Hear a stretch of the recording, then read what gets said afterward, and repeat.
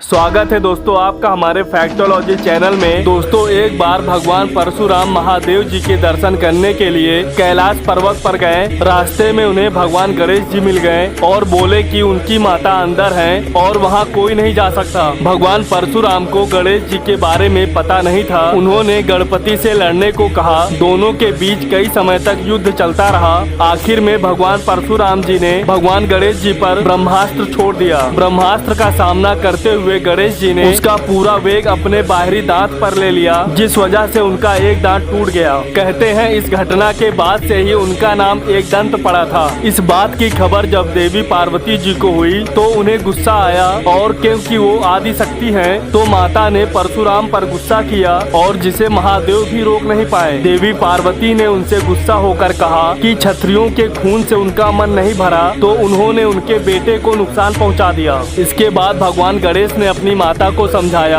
और परशुराम जी को माफ करने को कहा। इस पर खुश होकर भगवान ने गणेश जी को अपना फरसा उपहार में दिया था। दोस्तों कहते हैं महेशमती राज्य के राजा सहस्त्र अर्जुन क्षत्रिय समाज के हेय वंश के राजा हुआ करते थे। उन्होंने विष्णु जी के अवतार भगवान दत्तात्रेय को अपनी तपस्या से खुश करके उनसे 10,000 हाथों का आशीर्वाद प्राप्त किया था, जिसके बाद ही राजा अर्जुन का नाम सहस्त्र अर्जुन पड़ा। शक्तियाँ मिलने के बाद वो बहुत ही अत्याचारी और क्रूर बन गया था और उसकी आतंक से सारी प्रजा परेशान हो चुकी थी। वहीं एक बार जब राजा सहस्त्र अर्जुन अपनी पूरी सेना के साथ जंगलों के रास्ते होते हुए ऋषि जमदग्नि के आश्रम में आराम करने के लिए पहुंचा। अपने आश्रम में आया देख महर्षि जमदग्नि ने राजा की खूब अवभगत की। मान्यता है कि ऋषिवर के पास देवराज इंद्र से प्राप्त दिव्य गुणों वाली कामधेनु गाय थी। उस गाय में ऐसी दिव्य शक्तियाँ थी जिसे देखकर सहस्त्र अर्जुन के मन में उसे पाने का लालच आ गया। उसने ऋषि से वह गाय मांगी, जिसे ऋषिवर ने मना कर दिया। यह सुनते ही सहस्त्र अर्जुन को गुस्सा आ गया। गुस्से में आकर सहस्त्र अर्जुन ने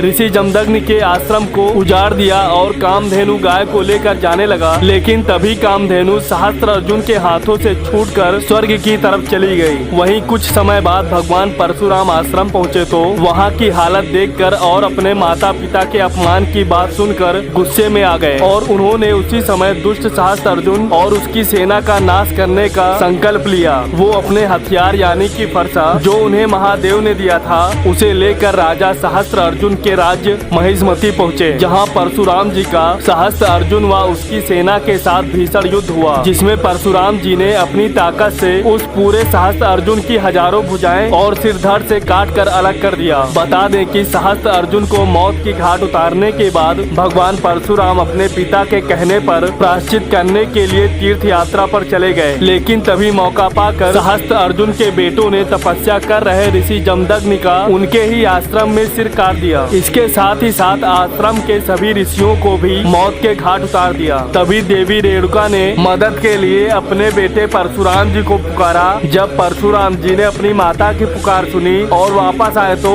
उन्होंने अपनी माता को विलाप करते हुए देखा और वहीं पास ही अपने पिता का कटा हुआ सिर, उनके शरीर के 21 घाव देखे। यह देखकर भगवान परशुराम जी का गुस्सा 7वें आसमान पर पहुंच गया। उसी समय उन्होंने शपथ ली कि वह हेय वंश का ही नहीं बल्कि पूरे क्षत्रिय वंश का 21 बार संहार कर भूमि को क्षत्रियों से मुक्त कर देंगे। और उन्होंने अपने इस वादे को पूरा भी किया, जिसका जिक्र पुराणों में मिलता है। वहीं इधर भगवान परशुराम भोलेनाथ की भक्ति में लीन होकर तपस्या करने चले गए। जब कुछ सालों बाद उनकी तपस्या पूरी हुई तब उन्हें पता चला कि कुछ क्षत्रिय अभी भी बच गए, जिसके बाद उनका गुस्सा फिर से बढ़ गया। वह फिर से उस कुल को खत्म करने जा रहे थे कि बीच रास्ते में उन्हें हनुमान जी मिले, जिसके बाद बजरंगबली ने उन्हें बहुत समझाने की कोशिश की, लेकिन वो नहीं माने। और तब वहाँ उन दोनों के बीच भयानक युद्ध शुरू हुआ और कई सालों तक यह युद्ध चलता रहा, कभी धरती लोक पर तो कभी पाताल लोक पर और कभी समुद्र में। दोनों बलशाली योद्धाओं के युद्ध की वजह से पूरे संसार की व्यवस्था बर्बाद होने लगी। तब देवों के देव महादेव युद्ध वाली जगह प्रकट हुए और उन्होंने दोनों के बीच चल रहे उस भीषण युद्ध को रोका और समझाया कि इस तरह युद्ध करने से धरती को नुकसान पहुंच रहा है और धरती का संतुलन बिगड़ रहा है। तो दोस्तों आपको यह जानकारी कैसी लगी कमेंट करके हमें जरूर बताएं। और दोस्तों जानकारी अच्छी लगी हो तो वीडियो को लाइक करें, शेयर करें और हमारे फैक्टोलॉजी चैनल को सब्सक्राइब करके बेल आइकन जरूर दबा दें। मिलते हैं दोस्तों अगले वीडियो में, तब तक के लिए जय श्री राम।